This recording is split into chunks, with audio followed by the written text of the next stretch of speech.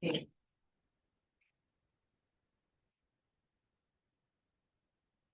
우선은 피처 어트리뷰션 기법들에 대해서 좀 말씀을 드리고요. 내부의 구조를 가지고 실제로 모델을 해석을 하고 또 설명하는 기법들에 대해서 설명을 드리고 explanation 결과를 평가하는 방법론에 대해서 간략히 말씀드리고 마무리하도록 하겠습니다. 온라인에 계신 분들 지금 혹시 오디오 볼륨 어떠신지 좀 채팅창에 혹시 너무 작거나 크거나 하면 말씀해 주시면 조정하겠습니다. 일단 랭귀지 모델에 대해서 설명 가능성이 왜 필요한가 이거 저희가 한번 이제 생각을 해보고 들어가야 될 것 같아요. 최근에는 랭귀지 모델들이 굉장히 성능이 엄청나다 보니까 특히 이 놀라운 성능을 우리가 여기저기 많이 쓰고 있는데 실제로 그 놀라운 성능에 대해서 그 안을 좀 들여다보고 왜 그런지 또는 왜 그렇지 않은지를 투명하게 설명하고 해석하는 일들이 굉장히 중요해진 것 같습니다. 특히 생성형 언어 모델 같은 경우에는 우리가 되게 자주 쓰죠. 저도 또 발표자를 준비하면서 많이 활용을 했는데요. 논문 같은 거 요약할 때 저도 여기나를 쓰거든요. 근데 그럴 때 그 생성되는 그 결과물이 텍스트가 실제로 유해한 컨텐츠거나 내용이 사실은 그 잘못된 정보인 경우들이 종종 있다는 것이죠. 그래서 이런 부분들을 우리가 연구단에서 좀 줄일 수 있도록 하는 그런 방법들이 꼭 필요해진 그런 상황이 된 것 같습니다. 그리고 언어 모델이 생성한 어떤 컨텐츠가 실제로 학습한 어떤 데이터나 알고리즘의 영향을 받아서 의도는 하지 않았지만 어떤 편향이 생기거나 또 안전하지 않은 결과를 내준다든가 이런 경우에 또는 언어 모델의 성능을 좀 높이고자 할 때 그 내부를 들여다보는 게 꼭 필요하겠죠. 그런 영역에서 설명 가능성 연구가 필요해지는 대목이라고 볼 수 있겠습니다. 그래서 이 연구 결과는 실제로는 이 연구 결과를 사용하는 유저들에 따라서 좀 제공되는 모습이 다를 수밖에 없는데요. 일반인들한테는 좀 쉽게 결과를 쉽게 또 우리가 상식선에서 이해할 수 있는 그런 결과를 그런 형태로 제공하는 게 필요하겠는데 연구하는 분들에게는 실제로 그 모델 내부를 아주 꼼꼼하게 들여다볼 수 있도록 하는 그런 좀 디테일한 정보들 그런 걸 제공할 수 있는 방법과 또 그 결과를 시각화할 수 있는 툴들이 필요하다고 볼 수 있습니다. 자, 피처 어트리뷰션은 지난주에 여러분 두 번째 세션에서 굉장히 중요한 알고리즘들 몇 가지 학습을 하셨거든요. 인티그레이트 그레디언트라든가 레이어 와이즈 렐러번트 프로파게이션 같은 거 그리고 또 대리 모델을 쓰는 기법이다라고 하면서 라임이나 캡이라는 이름의 알고리즘들 많이 들어보셨죠. 그래서 그런 알고리즘들이 실제로 출발은 이미지를 분류하는 컴퓨터 비전 쪽에서 그 모델을 설명을 하는 쪽으로 처음에 연구가 시작되고 그 구현이 됐지만 이 텍스트 쪽으로도 역시 마찬가지로 적용이 될 수가 있거든요. 그래서 피처 어트리뷰션 종류에 속하는 그런 설명 알고리즘들이 굉장히 많은데요. 그 부분을 앞에서 몇 가지 좀 들여다보도록 하겠습니다. 그래서 어트리뷰션이라는 그 용어 자체는 모델의 최종 결과를 내는데 얼마나 기여했습니까 하는 그런 얘기가 되거든요. 그래서 기여도 점수다. 또 중요도 점수다. 이런 식으로 우리말로 풀어서 용어를 정리할 수도 있을 것 같습니다. 그래서 처음에 들어오는 입력이 지난주까지는 저희가 주로 이미지를 많이 봤는데요. 오늘 이 세션과 다음 세션은 텍스트를 다루고 있죠. 그래서 랭귀지 모델이기 때문에 인풋이 전부 단어들이다. 단어들의 시퀀스다. 이렇게 생각을 하게 되면 입력으로 들어오는 각 단어에 대해서 어떤 기여도 점수, attribution score 또는 relevance score라고 부르는 RXI라는 값을 부여할 수 있느냐, 그걸 어떻게 계산하느냐, 이 모든 알고리즘들이 다 이 문제를 풀기 위해서 돌아가고 있다라고 봅니다. 그래서 이 relevance score를 어떤 수식으로 계산해 내느냐, 어떤 건 장점이고 어떤 건 단점이 있어서 그런 문제점, 단점을 해결하기 위해서 또 다음 스텝의 연구들이 등장하고 이런 식으로 이 필드가 굉장히 활발하게 정말 다양한 연구들이 오고 가고 있는 그런 이제 필드인데요. 그래서 그 피처 어트리뷰션이라는 말로 다 묶을 수도 있지만 그걸 또 좀 나눠보면 실제로 4개 정도 패밀리로 나눠질 수가 있습니다. 알고리즘들을 퍼터베이션 베이스드, 대리 모델, 아까 얘기 드렸죠. 라인이나 쉘 같은 거, 백 프로퍼게이션으로 해서 그 relevance 스코어를 계산하는 알고리즘인데요. 이거 지난주에 저희들이 다 한 번씩 다루었던 거기 때문에 그레디언트 베이스 메소드 중에는 IG라고 우리가 약칭으로 부르는 Integrated Gradient 기법이 있겠고, Propagation Based 기법은 LIP라고 줄여 부르는 Layer Wise Relevance Propagation 기법이 대표적으로 있겠죠. 그 외에도 속할 수 있는 좀 여러 가지 변형 알고리즘이 많이 있습니다만은 앞으로는 여러 알고리즘 다루기보다는 대표적인 거 한 두 개를 가지고 예시를 보면서 설명을 해 나가려고 합니다. 그리고 여기서 사실 굉장히 중요한 어떤 한 모듈은 어텐션에 대한 얘기거든요.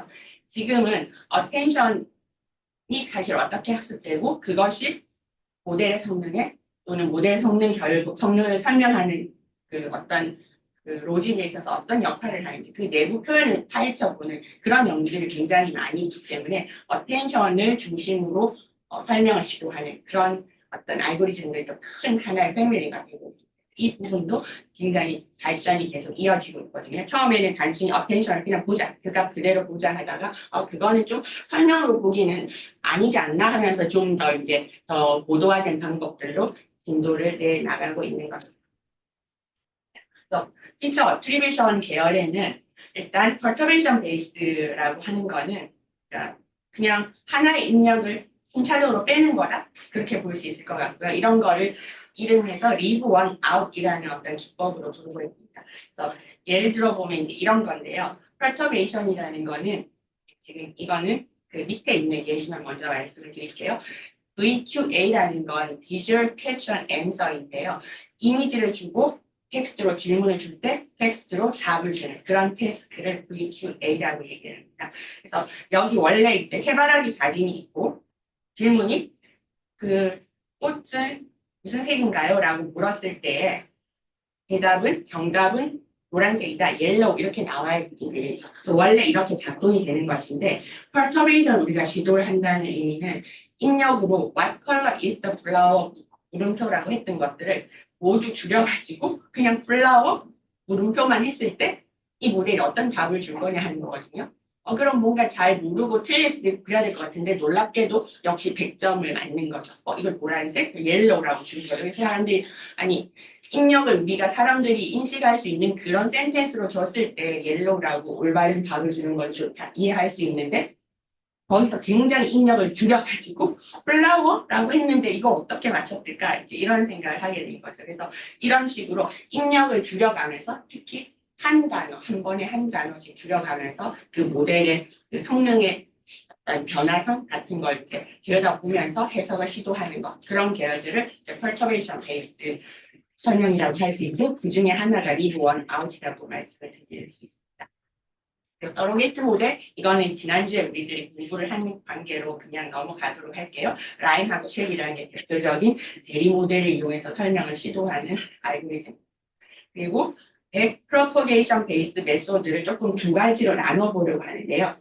여기에 나온 알고리즘들을 모두 출발은 컴퓨터 비전에서 레이즈넷이라든가 이런 컴퓨터 비전에서 이미지 분류하는 데 사용되는 모델들을 이 설명, 그러니까 모델의 그 성능을 왜 이렇게 분류를 했는지, 왜 이렇게 분류를 잘못했는지 설명하자라고 하면서 모두 등장한 알고리즘들이 있고요. 이것이 지금 그 랭귀지 모델들에게 역시 적용 가능한 것들은 적용 가능하다.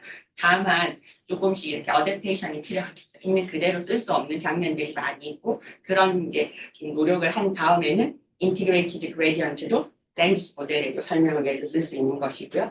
레이어 와이즈 relevance propagation이라는 그 원래 이미지 분류하는 모델을 설명하기 위해 나왔던 그 알고리즘도 역시 랭귀지 모델에도 적용돼서 설명을 생성해낼 수 있게 됩니다. 그래서 이 부분에는 두 가지 준비가 있다. 그레디언트 베이스드 메소드는 그냥 스탠다드한 그 propagation, 그레디언트 계산을 가지고 이렇게 조금 수식들을 다양하게 하는 것이 그냥 완전 그레디언트만 쓰는 거는 그레디언트 이거 그 알고리즘 그레디언트일 것이고 그건 좀 아니고 그런 인풋하고 곱셈을 해볼까? 그래서 그레디언트랑 인풋 곱한 건 그레디언트 뭐라고 할까요? 곱하기 인풋이고 근데 그걸로도 역시 너무 나이브하니까 좀 더 아이디어리해서 여러모로 좋은 어떤 그 티어리를 가지고 있는 좋은 속성을 가지고 있는 인티그레이티드 그레디언트라는 걸로 발전을 하게 되는 것이죠. 그래서 이 알고리즘도 역시 이미지 쓴 것처럼 랭귀지를 쓸 수 있었다. 그런 얘기고요. 이 그레디언트 값이 클수록 사실 이게 모델의 예측에 큰 기여를 한 걸 것이다 라고 이렇게 우리가 조금 이렇게 암묵적으로 생각을 하고 있는 것입니다.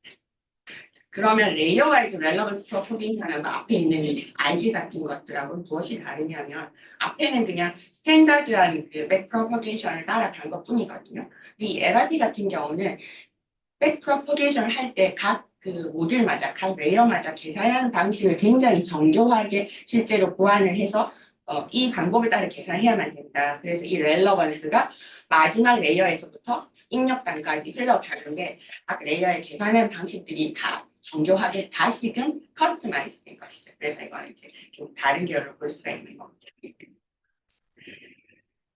그래서 perturbation based explanation 아까 leave one out이라고 단어 하나씩 빼면서 이제 테스트 해보는 그런 알고리즘 말씀드렸는데 랭귀지니까 그럼 뭘 빼는 건가요? 하나를 뺄 때 leave one out 할 때 뭘 하나씩 빼는 걸까요? 하면 그냥 단어 자체를 뽑을 수도 빼낼 수도 있는 것이고요. 그냥 그 히든 유닛에 있는 어떤 히든 유닛의 벡터 하나를 콕 집어서 뺄 수도 있는 것이고 또는 스팬이라고 이렇게 토큰들의 어떤 그 시퀀스 3번째 단어부터 7번 단어까지 모두 다 빼자기다 이런 식으로 갈 수도 있는 사실 랭귀지는 그 구문도 있고 의미도 있는 거잖아요. 우리가 볼 때.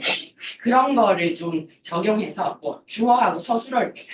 목적어하고 동사를 빼자. 이런 식으로 갈 수도 있는데 이제 그렇게 될 때 상당히 복잡도가 올라가고 우리가 많이 보고 있는 알고리즘들은 그런 것보다는 그냥 어떤 위치에 있는 단어 하나 빼거나 어디서부터 어디까지 그 토큰의 스팬을 빼거나 뭐 이런 식으로 조금 더 심플하게 간단하게 작성하고 있습니다. 그런데 이 알고리즘에 큰 문제가 하나 있거든요. Perturbation Based Explanation이라는 것은 단어를 하나 뺐는데 아까 그 해바라기 다시 보셨을 때도 무작정 빼고 나니까 남은 그 퀘스천 문장이 비문이 되는 거죠. 또는 어떤 경우에는 뭐 비문이라고 표현해야겠죠. 말이 안 되죠. 그 신텍스도 안 맞고 시멘틱스도 안 맞네. 그래서 이런 것들을 이제 out of distribution이라고 OOD 문제라고 하는데 그런 언어에 대한 어떤 그 knowledge가 없이 하나씩 그냥 어떤 규칙으로 빼게 되면 그 입력 자체는 바뀌어져 있긴 한데 그 자체는 의미 있는 인풋이 되게 어렵다는 것이죠. 이걸 가지고 모델의 어떤 프리딕션을 얻었을 때 그 결과와 기존의 결과를 비교할 때 조금 넌센스가 되는 경우들이 있고 거기에서 어떤 그 설명성의 그 품질 유지하는 것들이 좀 주의가 필요한 부분이 있을 수 있다. 그래서 이 부분을 out of distribution 안 되도록 perturbation을 어떻게 좀 더 의미 있게 할 것인가 이런 분야로도 좀 여러 가지 어프로치들이 연구로 나와 있었습니다. 이 부분은 그냥 넘어가도록 하고요. 여기 이제 오늘 얘는 주로 저희는 감성 분석 태스크만 다룰 예정입니다. 감성 분석은 영화 리뷰 같은 경우에 문장을 넣었을 때 이 문장이 이 영화에 대해서 긍정한 어떤 의미를 가지고 있느냐 부정적인 리뷰를 한 것이냐 그래서 포지티브나 네거티브 두 가지 중에 또는 이제 중립적인 게 있으면 레이블이 3개 정도 있을 수 있는 그런 클래시피케이션 문제로 보고 있거든요. 그래서 센티멘트 어널리시스라고 하는 이 태스크에 대해서 적용된 모델들을 설명하는 기법 위주로 설명을 드릴 예정입니다.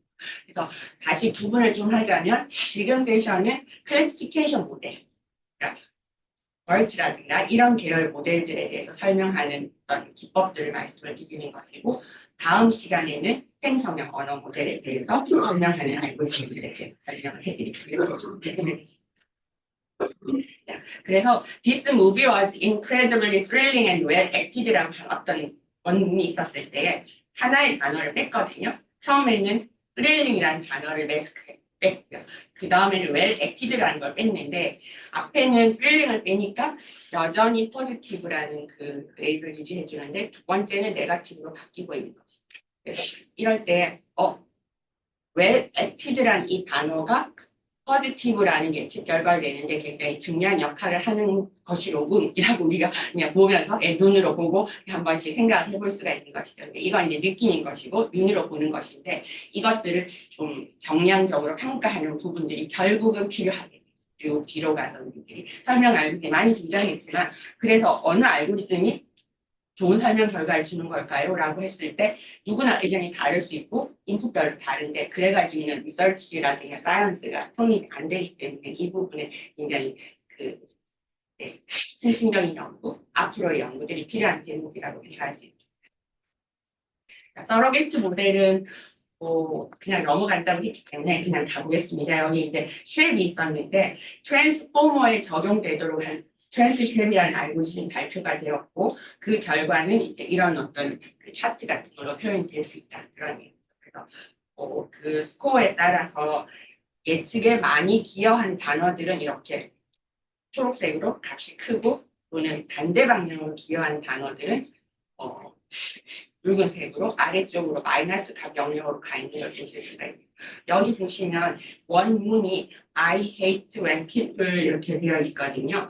그러면 이 문장이 긍정적인 내용이냐 부정적인 내용이냐 뭐 이런 걸 물어봤을 때 여기만 봐도 그린으로 된 단어도 막 7개나 있고 레드로 된 것도 5개나 있고 막 이런 상황이죠. 그리고 점수도 그 어떤 기업의 점수도 좀 많이 다른데 꼭 뭐 hate라는 단어만 어떤 이 인용 문장을 네거티브로 분류하는데 크게 기여했다라고 보고 싶은데 보니까 people이라고 하는 매우 중립적인 단어들도 상당히 높은 값을 갖고 있는 걸 볼 수가 있죠. 또 are라고 비동사요. are 이것도 너무 높고 토큰은 또 어떻게 된 걸까요? 그래서 이것만 봐도 우리가 그냥 매번 정확하게 설명을 탁탁 내주는 알고리즘이 아닐 수 있다. 그래서 이걸 굉장히 또 정교하게 개선하면서 계속적으로 설명을 잘 내놓을 수 있는 방향으로 연구해 가는 그런 일들이 지금 끊임없이 벌어지고 있고 한동안 앞으로도 그런 연구가 나올 것 같다. 그리고 궁극적으로는 이벨리에이션이 있어야지 이 부분들이 어느 정도는 정리가 될 것이다. 이렇게 좀 예상을 해볼 수 있습니다. 자, 백프로퍼게이션으로 가면 아까 그 그레디언트 기반 기법은 인티그레이티드 그레디언트가 여기도 적용될 수 있다고 말씀을 드렸죠. 그래서 이미지에서는 픽셀 단위로 이렇게 어떤 베이스라인이라고 잡은 가령 이미지에서는 모두 검정으로 된 어떤 이미지를 기준으로 하고 나의 픽셀 X와 계속 비교하면서 인티그레이티드 그레디언트 계산을 하는 식이었는데 랭귀지에서는 토큰이 될 것 같습니다. 랭귀지에서는 입력 피처, 인풋 피처라고 부르는 거에 가장 기본 단위는 사실 토큰이라고 부르는 것이죠. 근데 이 토큰이 사실 어떤 워드하고는 또 이렇게 완전히 이퀄이 아닐 수 있거든요. 토크니제이션이 된다고 하잖아요. 입력이. 그래서 하나의 우리가 볼 때는 빈칸 없는 단어지만 토큰화돼서 2개도 되고 3개도 되고 이런 양상이 있다는 게 조금 다른 점이라고 봐요. IG, 인테리티 그레디언트, 그리고 이제 그 레이어 와이즈, LRP라는 알고리즘이 적용되고 있다. 랭지 모델을 그렇게 말씀드리고요. 그레디언트에 대해서 조금만 이렇게 흐름을 따라가 보려고 합니다. 그러니까 그레디언트를 쓴다는 그 기법은 사실 가장 심플한 그레디언트는 심플 그레디언트, 아니면 바닐라 그레디언트 이런 식으로 이렇게 표현을 하는데 이 그레디언트를 바로 설명값이다. 바로 기여도 값이다. 이렇게 썼을 때는 어떤 문제가 생기는 걸까 하는 거죠. 너무 나이브하긴 하죠. 그래서 이미 많이 발전했으니까 깊게 들어갈 필요는 없지만 이 박스 안에 있는 부분을 같이 한번 보시면 그레디언트를 이미지 클래시피케이션 모델에서 그레디언트라는 거를 우리는 이 이미지를 어떻게 하면 좀 더 고양이가 되게 해줄 수 있는 그런 것이냐 이렇게 지금 해석을 해야 되는 것이지 이것이 그레디언트가 이 이미지를 고양이로 만들어주는 게 바로 직접 기여하는 건 아니잖아요. 그래서 그레디언트라는 거는 바로 거기서 약간의 한계가 있는 것이에요. 그레디언트가 그 자체를 원값 그 자체를 쓴다는 거는 그게 이 이미지가 어떻게 하면 그만큼 더 고양이가 되고 더 강아지로 분류될 수 있나요? 하는 거에 대한 어떤 그 볼륨인 것이지 이것이 바로 그 값 자체가 이 이미지를 고양이가 강아지가 하게 해주는 게 바로 직접 기여하는 건 아니다는 것입니다. 그래서 사람들이 그레디언트, 그럼 입력을 할까요? 그레디언트랑 인풋을 곱하는 알고리즘으로 나아갔는데 이제 거기서도 한계가 있고 해서 IG로 됐던 것입니다. 그래서 자연어 처리에서도 이제 IG가 적용이 되는데 여기 오른쪽 예시에 보시면은 this 인풋 문장은요, 이거는 올해 가장 최고의 영화였어요.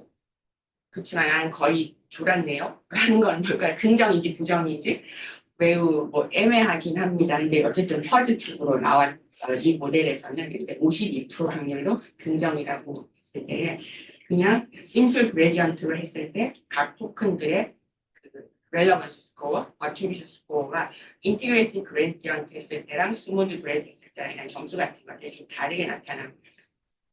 더 진한 색으로 표현된 것들이 그 값이 더 크고 어트리뷰션 스코어가 더 크고 그 결과가 나오는데 지금 같은 포지티브라는 결과로 인식을 했으니까 포지티브로 나오게 하는데 더 기여한 바가 큰 단어이다라고 결과를 좀 해석을 할 수는 있습니다.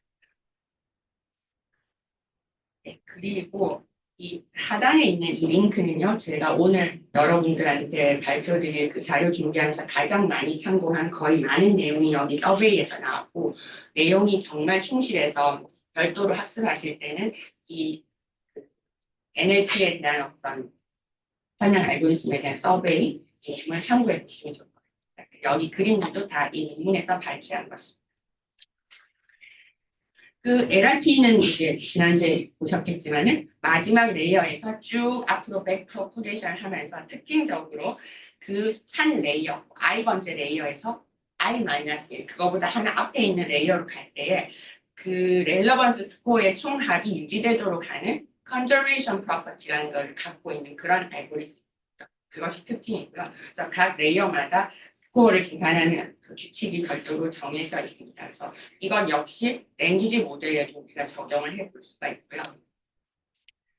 그래서 알고 피처 어트리뷰션에 대해서 프로포게이션 베이스는 넘어가고 이건 이제 저희 그 연구실에서 개발한 XAI 알고리즘들을 모두 모아놓은 프레임워크가 있습니다. 이름은 플러그 앤 플레이 XAI 프레임워크이고 우리가 데이 6의 발표를 준비를 하고 있는데요. 거기에 있는 디스플레이를 통해서 이 입력을 한번 실행해 봤죠. 그래서 그 프로젝트 참여한 연구원이 어제 이거를 결과를 보내준 거예요. 실험을 직접 했는데 첫 번째 왼쪽에 있는 거는 이 입력문장 이거죠. 역시 뭐 영화에 대한 얘기인데 I found it는 거의 완벽한 필름이라고 생각하고 정말 너무 연기도 잘하네요. 뭐 이런 얘기인데요. 이게 들어갔을 때 BERT라는 모델의 언어 모델에서 네이버를 프리딕션 하는데 긍정이야 부정이야. 그래서 긍정으로 분류를 했고 역시 오른쪽도 마찬가지로 BERT는 같은 모델을 쓰고 있는 상황입니다. 근데 이 스플레이너가 달라져요. 왼쪽에 있는 거는 인테그레이티브 그레디언트, 오른쪽은 LRP는 또 여러 그 수식이 조금씩 달라지면서 버전이 많은데 그 중에 LRP 유니폼 엡실론이라고 하는 스프레이를 적용한 건데 이 두 개를 봤을 때 어떻게 보시나요? 여기서 색이 진할수록 포지티브라는 그 예측 결과에 많이 기여한 단어예요라는 걸 우리가 이제 보고서 이렇게 해석을 할 수 있거든요. 사람들이 눈으로 보면. 예. 왼쪽 오른쪽에 어떤 차이를 느끼시나요? 정훈님. 그쪽이 좀더 네. 설명을 잘하는 것 같아요. 왼쪽이 I 인텔 그레디언트가요? 네. 왜요? 퍼펙트에 네. 하이라이트 되어 있어요. 그렇죠. 그 다음 의견이 있으신가요? 네, 첫 번째 의견 저도 너무 동의하고요. 그리고 이제 오른쪽 그 LRP에서는 퍼펙트를 캡처를 아예 못한 것 같아서 매우 연한 색으로, 즉 네. 기여도 점수가 낮은 쪽으로 되어 있으니까 이 단어만을 비교할 때 왼쪽이 이긴 것이죠. 네. 근데 또 많은 단어들에 대해서도 그 어트리뷰션 스코어가 주어져 있어서 이걸 어떻게 전체적으로 평가를 할 수 있을까라는 고민이 좀 드는데 다른 알고리즘을 또 한번 볼까요? 여기는 라임과 커널 쉐프로 동일한 입력에 대해서 긍부정 분류하는 벌트 모델을 적용하고 각각 결과는 긍정으로 나왔고 그럼 긍정으로 나오도록 하는데 기여한 단어들은 점수들이 어떻게 다른가 이렇게 보여주고 있는 거죠. 색상으로 진한 초록색일수록 기여도가 높다라는 걸 의미하는데 이 두 알고리즘의 결과는 앞에 있는 것과 비교해서 무엇이 좀 다르다고 보이나요?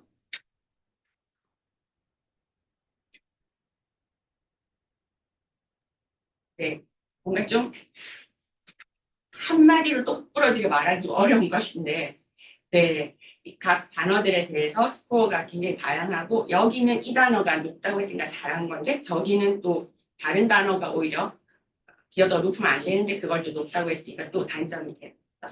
플러스 마이너스 이런 식으로 해서 결국은 이런 익스플레이너들이 너무너무 많이 나와 있는데 이걸 적용했을 때 어느 익스플레이너에서 주는 설명 결과가 더 충실한 설명 결과냐라고 했을 때 눈으로 보고 쉽게 답하기 사실 어렵죠. 그렇지만 사람들에게 물어볼 수도 있긴 합니다. 이렇게 0에서 1에서 5점을 주고 어떻게 우리가 정성적으로 평가를 시도할 수 있는데 정량적인 방법들도 같이 꼭 들어가줘야 되는 대목이고 그런 양상이 있다라는 걸 같이 한번 보고자 준비를 해봤습니다. 그래서 프로퍼게이션 메소드에 이제 강점, 약점 뭐 이런 것들이 있는데요. 네.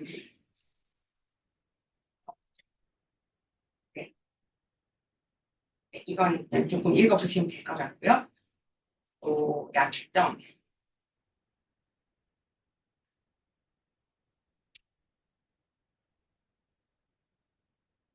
지금 저는 계속적으로 센티멘트 어널리시스 같은 거에 대해서 이제 태스크를 정하고 말씀을 드렸잖아요. 그리고 세 번째 보시면은 이 기법들이 거의 클래시피케이션 테스크에 대해서만 집중적으로 적용되고 연구들이 벌어지고 있는 상황인데 만약에 다른 어떤 결과 말하자면 다음 시간에 우리가 다루게 될 랭귀지 제너레이션이나 이런 쪽으로 가게 되면 이 알고 싶어 적용될 수 있나요? 뭐 이런 질문. 그래서 너무나 한계가 지금으로 봐서는 클래시피케이션 쪽으로 집중되어 있는 그런 한계를 볼 수가 있겠고 또 하나는 너무 언스테이블하다.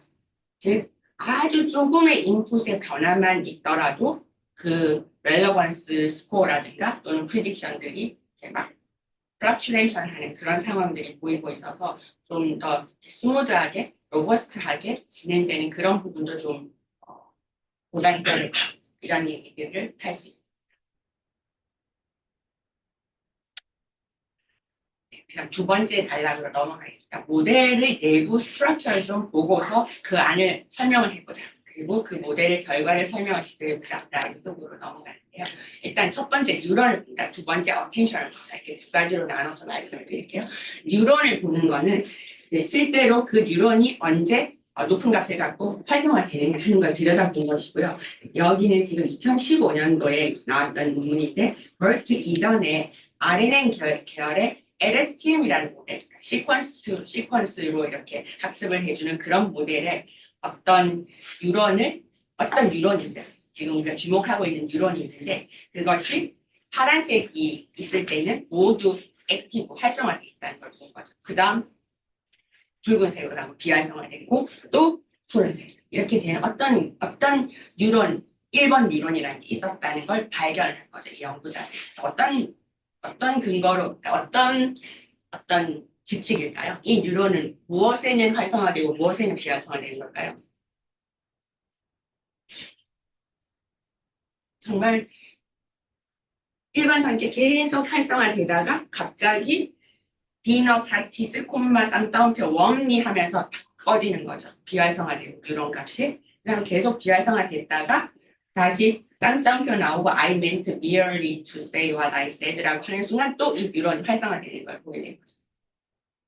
더블 쿼트 안에 있는 경우에는 활성화된 뉴런이다. 이런 이제 주장을 하게 된 거죠, 연구자들이. 그래서 이 센텐스에 있어서 어떤 쿼트 안에 있거나 어떤 if라는 그 스테이트먼트 속에 있거나 아니면 그 라인의 끝으로 가거나 한 어떤 그 형식적인 텍스트의 어떤 형식적인 면까지도 담아내는 뉴런 그런 걸 학습한 뉴런이 존재한다는 걸 발견했어요. 그 뉴런이 뭔가를 학습하는구나. 언어에 대해서 뭐 포맷, 스타일 아니면 구문, 신텍스, 의미, 시멘틱스 이런 걸 당연히 학습한다고 지금 알고 있죠. 하지만 저 당시에 저렇게 실험으로 다시 한번 알려지게 됐던 것 같아요. 그래서 뉴런을 본다. 굉장히 그 정밀하게 현미경으로 들여다보는 그런 이제 연구들도 존재했던 것인데 이제 그 시기를 지나서 이제 어텐션 쪽으로 주목을 하게 됐죠. 사람들이. 어텐션에서 이런 이제 그 비주얼라이제이션 해주는 툴이 있는데요.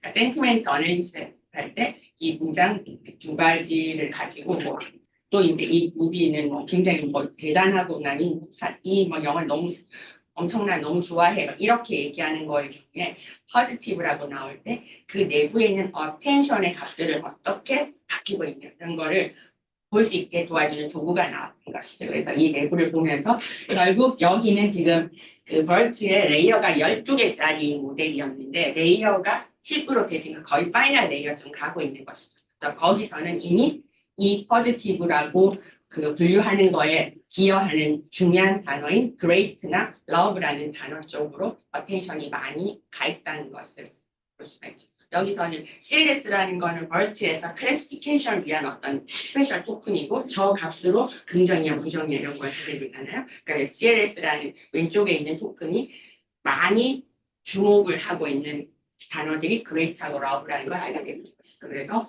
이것이 설명이 되는 거 아닐까라고 사람들이 처음에 동기부여가 됐을 것 같습니다.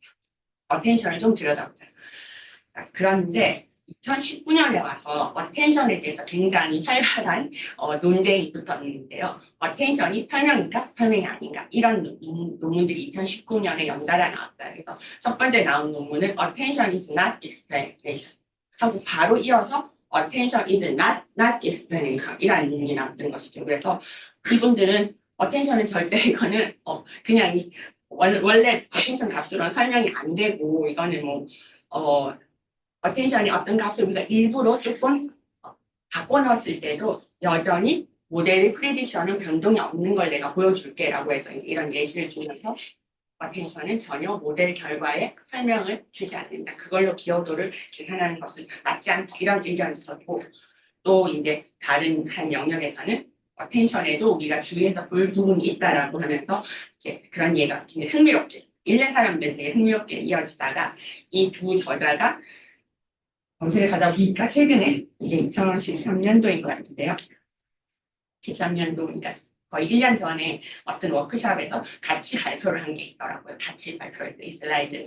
그래서 어텐션이 explanation,이다 아니다에 대해서 두 다른 의견들이 결국은 조화를 이루게 됐는데 그 결론은 여기 보시면은 이 두 논문에 서로 다른 논문을 냈던 저자들이 결국 어떤 조건 하에서는 설명을 좀 줄 수는 있다. 그렇지만은 그걸 가지고 모든 어텐션이 들어간 모델에게 설명을 시도하는 것은 맞지 않고 또 이제는 현재 상황은 결론적으로 이분들이 더 이상 인스턴스 레벨의 설명을 하는데 로컬 익스플레이션을 추구하는데 어텐션을 가지고 우리는 시도하지 않습니다. 어텐션만으로는 안 되고 거기에 다른 것들을 더 결합해서 또 개선하고 고도화하는 식으로 계속 연구가 일어나고 있습니다. 라는 것이 이제 최근의 결론이었던 것입니다.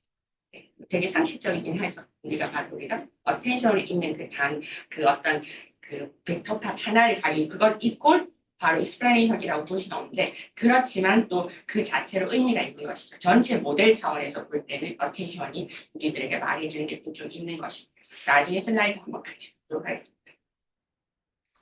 자, 어텐션이 왜 설명으로서는 충분하지 않느냐 하는 거에 대해서 몇 가지 논점이 있거든요. 그래서 정보가 믹스가 되어 있다. 그러니까 어텐션은 처음 출발할 때는 아주 입력 단어의 어떤 그 내용을 충실하게 좀 담고 있다가 레이어를 진행해 나가면서 다른 정보들과 계속 섞일 수밖에 없는 것이죠. 그래서 전체적으로 어떤 일반화된 패턴을 학습해 나가는 기제인 것이지 입력 토큰 하나에 대해서 충실하게 끝까지 그것에 대한 기여도를 간직하고 있는 그런 메커니즘은 아니라는 것이죠. 그리고 로컬러티는 단일층에 대해서만 설명을 시도한다. 어떤 주어진 단일층에서 어텐션에 대해서 그 값을 가지고 설명을 시도하는 것인데 그거보다는 그 어텐션이 흘러가는 전체적인 아키텍처를 전체적으로 보고서 설명을 시도해야 된다 이런 얘기가 있고 그리고 문질적으로는 우리가 항상 이 얘기는 좀 쉽게 꺼내기 어려운데 왜 꺼내기 어려우냐면 그 해결 방안이 바로 내 손에 없기 때문인데 인과관계가 있는 건 아니거든요. 어텐션 값이 크다. 연관됐다라고 해서 이게 이렇기 때문에 이 이유로 저런 결과가 나왔습니다라고 할 수 있는 그런 인과관계를 설명해주는 그런 문제는 아니죠. 그래서 어텐션은 설명으로서 그 자체만으로는 활약하기가 부족하고 다른 알고리즘과 많이 결합이 돼야 될 것 같습니다. 그리고 이제 이런 이슈들을 각각 좀 개선하기 위해서 연구들이 많이 일어났던 것 같습니다. 인포메이션 믹싱을 좀 풀어주기 위해서 어떤 웨이트 타임이라는 방법 그리고 이제 별개 논문들이 다 있기 때문에 관심이 있으실 때는 각각의 논문을 좀 찾아서 읽어봐 주시면 좋을 것 같고요. 그다음 로컬러티 이슈를 좀 해결하기 위해서 나왔던 게 어텐션을 좀 전체 관점에서 볼 수 있도록 바닥에 있는 그 단어의 어떤 그 값 자체를 계속 가지고 유지하면서 그 레이어를 흘러갈 수 있도록 하자라고 해서 attention roll out, attention flow라는 알고리즘들이 등장을 하게 됐을 때 2020년도인데 이 알고리즘에 대해서는 저희가 작년에 이 튜토리얼 시리즈 할 때 발표자가 충분히 다루고 있는 슬라이드가 있어서 그 부분을 또 참고를 해주시면 좋을 것 같습니다. 그래서 어텐션 롤아웃은 이제 물론 별도 논문을 보시면 좋겠지만 간단하게 컨셉만 좀 짚어보고 가려고 합니다. 그래서 여기서 이제 어텐션이 여기 보시는 이제 그림에서 보면은 뭔가 위에 부분이 다 값들이 그냥 사라진 걸 볼 수가 있죠. 그러니까 여기가 레이어가 6개인 그런 그 모델을 보여드리고 있거든요. 1, 2, 3, 4, 5, 6인데 레이어 3까지는 TLS 토큰이 맨 왼쪽에 있는데요. 이것도 역시 이제 어떤 그 태스크인데 여기 태스크는 센티멘트 어네이시스는 아니고 주어 동사 어그리먼트를 푸는 그런 태스크거든요. 그러니까 주어가 들어가고 동사 자리가 비어 있으면 그 동사에 어떤 동사가 나올 건지 보기를 주고 알아맞히는 그런 멀티 초이스에서 적당한 동사를 선택해주는 그런 또 태스크가 있어요. 언어 처리도. 그래서 그 부분에 이제 적용한 모델이고 어텐션 값을 이렇게 이제 시각화해서 보여줬더니 앞부분에는 그러니까 첫 번째 단어에서 시작할 때는 뭔가 서로의 그 차이가 있고 식별력 있게 진행되다가 레이어 3을 넘어가고 4부터는 값들이 많이 소실돼 시그널이 사라질 것이다. 그래서 레이어 3 이상으로 갈 때는 이 어텐션 맵 보여드리는 이 시각화 값이 뭔가 의미 있게 우리가 해석할 여지가 안 남아있다는 그 사실을 알게 된 것이죠.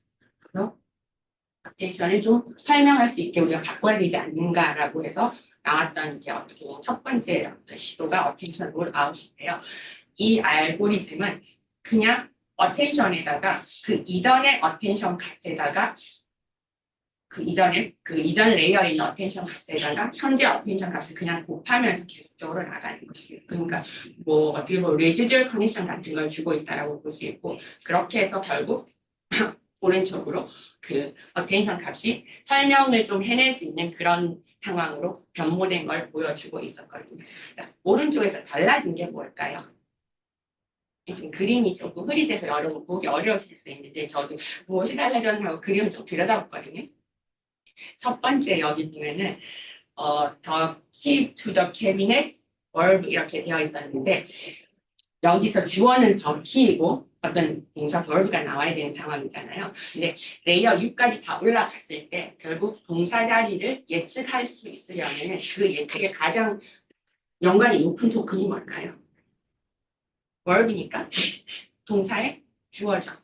그래서 여기 보면 key라고 하는 이 부분이 여기 클로즈 토큰하고 가장 어떤 높은 어트리뷰션 스코어를 보는 식으로 조금 값이 짙어진 걸 보실 수가 있죠. 그래서 그냥 순수하게 어텐션만 했을 때 왼쪽 그림 같았는데 어텐션 롤아웃이라고 하는 그 어떤 두 가지 어텐션을 곱하는 그런 그 로직을 도입을 했더니 저런 식으로 어텐션이 좀 더 설명성을 가지게 된 그런 예로 볼 수가 있습니다. 그러면 이제 이런 걸 보여주는 툴이 좀 많이 있기는 해요. 근데 저는 하나 벌트비즈라고 하는 툴만 여기서 소개를 해드리려고 합니다. 그래서 여기 왼쪽에 있는 그림 같은 걸 또 볼 수가 있고요. 다이나믹하게 이 레이어를 0번 레이어부터 11번 레이어까지 레이어를 선택을 하면은 그 어텐션 값들을 바로 이렇게 어떤 값의 정도를 볼 수 있는 그 차트를 보여주고 있는 거고요. 오른쪽은 모델 뷰라고 해서 어떤 입력에 대한 뷰가 아니고 전체 모델의 뷰를 보여주고 있거든요. 이게 지금 버트 비즈라고 하는 데서 나온 예시 이미지인데 이 모델 뷰는 어떤 입력에 대한 그 모델이냐면요. The Rabbit Quickly Hopped랑 The Slowly Crawled라고 하는 두 문장이 같이 입력으로 들어간 그런 태스크인데 모델의 뷰인데 여기에 나타난 어떤 패턴을 찾아보라 이런 얘기예요. 그러니까 이거는 아까 어텐션이 현재는 거의 로컬 설명으로 잘 활용 안 된다라고 말씀드렸죠. 그렇지만 여전히 의미가 있는 영역은 전체적으로 볼 때 뭔가 일반화된 어떤 언어의 패턴 같은 거를 좀 학습을 잘했는지 어느 부분이 학습이 좀 문제가 있는지 들여다볼 때 그런 관점을 줄 수 있다라고 얘기하고 여기 노란색 박스에서 보여주는 패턴은 뭐냐면요. Next word attention이라고 하는 패턴이거든요. 그러니까 우리 언어는 이렇게 시퀀스잖아요. 보통 이렇게 순차적으로 첫 번째 단어, 두 번째 이렇게 나오니까 결국 그 다음 단어랑 나랑 이웃이죠. 바로 이웃 단어들끼리는 매우 항상 언제나 연관도가 높은 일반적이죠. 그래서 그걸 잡아내는 패턴이 바로 전 노란색이고 그게 뭐냐면 약간 사선으로 이렇게 떨어지는 녹색. 그러니까 이 첫 번째 단어, 1번 단어와 한 칸 밑으로 떨어지는 이렇게 한 단어만큼 밑으로 이렇게 각도가 지는 저것이 바로 next word attention이라는 거를 포착해낸 그런 증거다. 이렇게 이제 해석을 할 수가 있습니다. 그래서 이런 면에서 역시 attention은 들여다볼 만한 가치가 여전히 있다. 이렇게 보고요. 그리고 이제 또 여기 또 이제 장단점이 있는데요. 이런 식으로 attention을 보는 거, 뉴런을 보는 거, 이런 식으로 분석해서 언어 모델의 설명을 시도하는 기법들을 무엇이 강점이고 무엇이 약점일까 하는 거죠. 네. 이건 이제 시각화에서 보기 때문에 아까 우리 본 것처럼 되게 좀 직관적이거든요. 시각화 도구를 활용한다면 직관적으로 모델 내부에 있는 구조에 대해서 우리가 어느 정도 그 해석을 해낼 수가 있는 거죠. 그런 장점이 있고 또 이런 걸 보여주는 도구들도 많이 오픈소스로 나와 있다. 그리고 어텐션은 특히 그 메커니즘 자체가 단어들 간의 어떤 상호작용을 포착을 해서 학습하는 그런 내용이기 때문에 그런 것들에 대해서 해석을 시도하려면 설명을 시도하려면 어텐션만 하는 게 없다 이렇게 볼 수가 있죠. 단점도 있는데요. 뭐 어텐션을 보면서 이걸로 설명을 시도한다는 것들은 첫 번째 아까 말씀드렸던 어텐션이 바로 직접적으로 설명이 안 되는 이유 중에 첫 번째 게 인포메이션 믹싱 때문이라고 말씀을 드렸잖아요. 그래서 그런 건 여전히 좀 남아있을 수밖에 없죠. 깔끔하게 이렇게 발라낼 수는 없는 것이니까 그래서 어텐션 웨이트는 뭔가 어떤 중간 단계에 있는 히든 스테이트를 표방하는 그런 내부 표현인 것이죠. 그래서 처음에 들어갔던 순수한 입력의 피처 값을 얼마나 대표를 하고 있는지 그 학습하는 그 과정에서 레이어에서 하는 건 누구도 이렇게 장담할 수가 없는 것이다. 그래서 이거는 어텐션이라는 건 본질적으로 그런 한계가 있는 것이다. 그리고 중간 레이어에 있는 그 히든 스테이트인 어텐션 자체는 이미 다양한 어떤 그 언어의 여러 가지 언어 자체의 어떤 다용되는 것을 학습을 해서 그래서 이만큼 제너럴한 그 성능을 내고 있는 것이잖아요. 지금 거대한 언어 모델들이. 그래서 그런 면에서는 어텐션이 역시 좀 다이렉트 익스플레네이션으로 갈 수는 없는 그런 한계가 있다라고 볼 수 있겠고 네, 그리고 어텐션 레이어 하나만 이렇게 딱 그 로컬에서 떼서 본다기보다 전체적으로 봐줘야 되는데 그런 면에서는 또 별도의 뭐 알고리즘이나 어떤 접근 방식 이런 것들이 필요해진다. 자, 그러면 이제 세 번째 마지막 관람은요. 평가 어떻게 하느냐 하는 얘기거든요. 지금 계속 우리 얘기했는데 알고리즘 정말 많이 나왔죠 벌써. 되게 많이 나왔고 너도 나도 이전에 이 알고리즘보다 우리가 더 충실한 설명입니다. 더 정확한 설명입니다. 라고 하면서 의미 있는 기여를 다 했는데요. 그런 연구들이 다 있는데 그래서 이제 정말 이벨레이션 한번 해볼까요? 라고 했을 때 어떤 관점으로 이벨레이션 할 수 있느냐. 일단 설명을 두 유저가 있고 사실 유저가 더 많을 수 있는데요. 일단은 그냥 일반인들. 다른 사람은 연구하는 사람. 일반인들에게 설명을 준다라고 하면 이 사람들한테 물어봐야지. 설명이 정말 본인이 예상하던 거, 기대하던 거냐? 그리고 본인이 원하는 목적에 유용하게 쓰이냐? 이런 식으로 물어봐야 되기 때문에 유저 스터디가 들어올 수밖에 없죠. 어느 순간에. 근데 이것들은 결국 시간과 비용이 들어가고 또 사람들이 다 물어봐도 똑같은 질문에도 다 또 다르게 답할 수밖에 없어서 뭔가 편향이 생길 수밖에 없다는 또 문제가 있긴 합니다. 그래서 이런 문제가 있고 그 제일 좋은 거는 설명에 정답지가 있으면 좋겠다. 그라운드 트루스가 있으면 너무 좋겠는데 그러면 설명 이렇게 생겨야 되니까 내가 알고리즘으로 만든 설명이 이거랑 얼마나 일치하는지 바로 비교하면 자동으로 다 평가를 할 수 있을 것 같은데 라고 했는데 여기 또 문제는 정답지가 추가가 어렵다. 정답지가 많이 없다. 이런 또 문제를 부딪히게 되는 것입니다. 그래서 그렇지만 예를 들어서 정답지를 만들어서 두고 나도 쓰고 다른 연구자들도 쓰고 하면서 좀 연구를 또 해나가는 것도 있습니다. 자, 그렇게 됐을 때 정답지가 있으면 그냥 전통적인 매트릭인 F1 수법 같은 거 이런 걸 이용해서 이벨리에이션을 해낼 수가 있는 것이죠.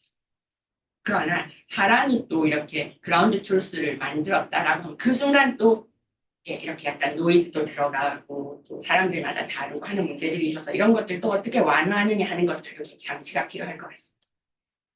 자, 그러면 이벨리에이션 할 때 지난주에 저희가 이벨리에이션에 대해서 한 10가지 이상의 어떤 중요한 속성을 또 다루는 세션을 같이 들으셨잖아요. 근데 그 중에서도 가장 중요한 속성이 뭐냐라고 물으면 바로 이것이죠. 페이스풀리스. 충실해야 돼.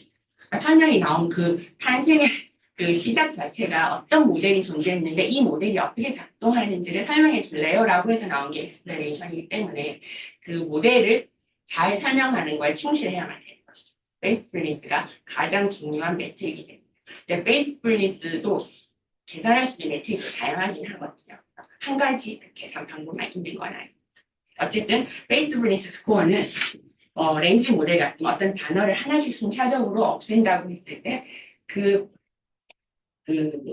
어떤 프리딕션의 체인지라는 거죠. 말하자면 클래스를 예측할 때 그 클래스 레이블의 어떤 probability 같은 것들이 나오는데 그 값들의 변화상을 추적하면서 베이스플레이스를 계산을 해낼 수가 있습니다. 그러면 변화 기로 가볼게요. 대표적으로라고 뭐 할 수 있을지 모르겠는데 좀 많이 쓰고 있는 매트릭은 여기 보여드리는 건데요. 이제 뭔가 나뭇잎 같은 중간 영역이 있죠. 그래서 이걸 계산하기 위해서는 두 가지가 필요한데요. 익스플레이네이션 알고리즘에서 그 어트리뷰션 스코어를 계산했어요. 그래서 가장 어트리뷰션이 높은 거, 가장 어트리뷰션이 낮은 거 두 가지를 이렇게 그 순서를 줄 수가 있겠죠. 우리가 가장 기여도 높은 단어와 가장 기여도 낮은 단어 이런 식으로 되어 있을 때 가장 기여도가 높은 단어부터 하나씩 제거합시다. 하나씩. 그게 most relevant first라고 하는 이름의 그 방법인데요. 가장 기여도가 높은 단어를 하나 딱 빼면 아까 그 영화 리뷰에서 뭐 great, love 이런 단어를 great부터 빼고 love도 빼고 이런 식으로 빼면 한다는 걸 얘기 드린 거거든요. 그러니까 least relevant first라고 하는 건 가장 기여도가 적은 단어니까 뭐 그냥 비동사나 관사 더 같은 거나 이런 것들이겠죠. 그런 걸 하나씩 뺄 때 이 프리딕션의 그 점수가 어떻게 변화하느냐를 보는 건데 이 차트 자체는 그냥 0하고 1 사이로 이렇게 정규화해서 보여드리는 거예요. 실제 그 probability를 보는 건 아닌데 그러면 질문 하나는요.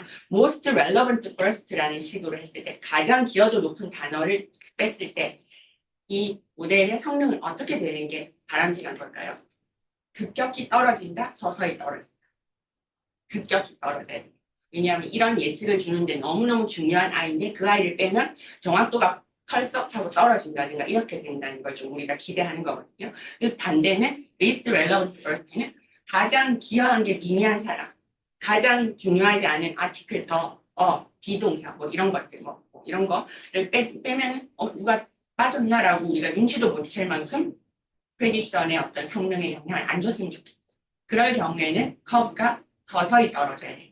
그래서 이 파란색은 가장 기여도 높은 아이를 뺐을 때의 그 모델 성능이 떨어지는 그 커브이고 노란색은 가장 기여도가 적은 토큰부터 뺐을 때의 그 성능이 달라지는 디그라데이션 되는 그 커브를 보여주는 거라서 그 두 가지가 다 각각 어떤 베이스 플리스의 그 척도로 쓰일 수도 있고요. 두 가지를 다 계산한 다음에 area between perturbation curve라고 해서 중간에 있는 저 초록색 영역 저 부분을 가지고 베이스 플리스의 척도로 삼기해요. 이 영역의 값은 어떻게 되는 게 좋은 걸까요? area between perturbation curve는 값이 커질수록 좋은 설명일까요? 값이 낮아질수록 좋은 설명일까요?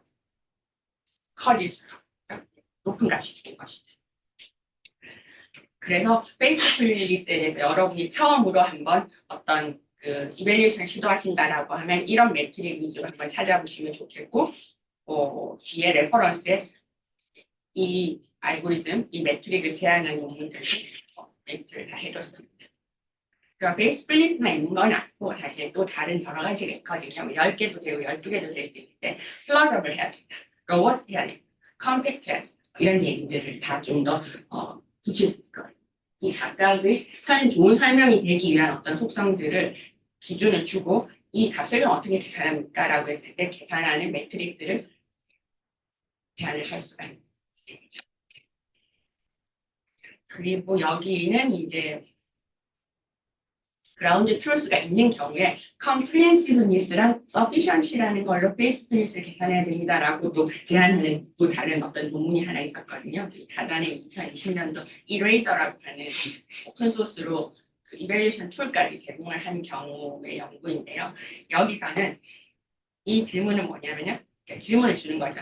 Where 그 하단에 있는 질문인데 Where do you find the most amount of 어디서 가장 나뭇잎을 많이 발견할 수 있나요? 라고 물었어요. 뭔가 이렇게 유치원 아이들한테 물었을 것 같은 그런 질문인데 그렇게 했을 때 멀티플 초이스로 뭐, 꽃에서 숲을 속에서 어떤 들판에서 땅에서 이런 식으로 A, B, C, D, E 네, 5가지 답을 주고 맞추라라고 한 것인데 이런 질문에 대해서 이제 정답은 포레스트라는 이 값을 선택을 해야 되고 그것을 선택할 확률이 가장 높으면 좋겠다라는 거죠. 정상적인 상태에서는 포레스트라고 예측을 했어요.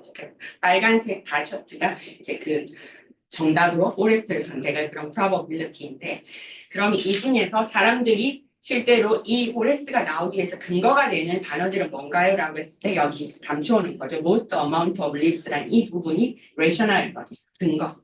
이걸 보고서 포레스트구나. 나뭇잎이 제일 많은 곳이 어딘가요? 라고 했으니까 숲이라고 얘기를 하는 거죠. 그 부분을 감추고 매스킹 아웃을 하고 물어봤어요.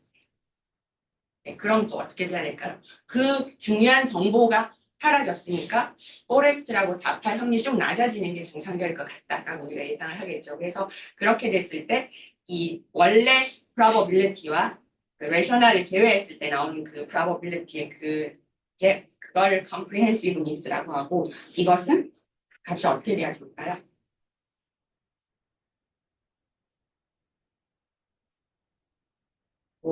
클수록 좋은 거 아닐까요? 중요한 힌트가 되는 거 빠졌으면 probability 좀 떨어져야겠죠. 아까 most relevant correct랑 비슷한 케이스라고 볼 수 있을 것 같아요.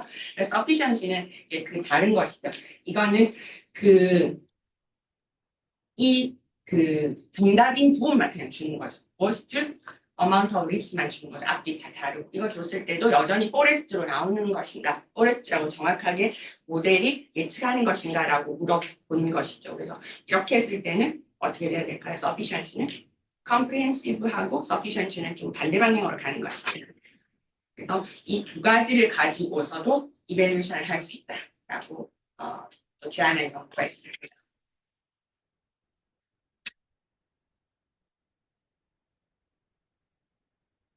그러니까 서피션시라는 거는 이 레셔널이 충분하냐 이 얘기거든요. 이것이 프리디션을 올바르게 이끌어내는 게 충분하냐라는 것이니까 이거는 그러니까 원래 정답하고 갭이 작을수록 좋은 프로버빌리티가 높을수록 좋은 것이죠. 이 레셔널이 충분해야 돼요. 자, 그럼 마무리하겠습니다. 지금까지 얘기 좀 빠르게 했는데 사실 앞으로 정말 연구할 분야가 정말 많은 것 같습니다. 이후에 다음 세션에서는 또 생성형 랭귀지 모델로 가면 또 다른 또 장면이 많이 펼쳐질 것이고요. 그래서 이런 연구거리가 많이 있는데 베이스 플리스가 유일한 어떤 중요한 목표 지점은 아니다. 다양한 것들이 있다라는 것이고 실제로 사용자에게 필요한 어떤 정보를 주어서 유용성을 달성해야만 설명은 그 가치가 있는 것이다. 이런 얘기를 이제 마지막에 하고 있고요. LLM을 그냥 우리가 내부를 보면서 설명을 하고 이런 예측 나온 게 왜 그러냐? 어떤 단어 때문에 이런 걸 보는 건지 좀 미시적이라고 보면은 좀 관점을 넓혀보면은 이 랭귀지 모델 지금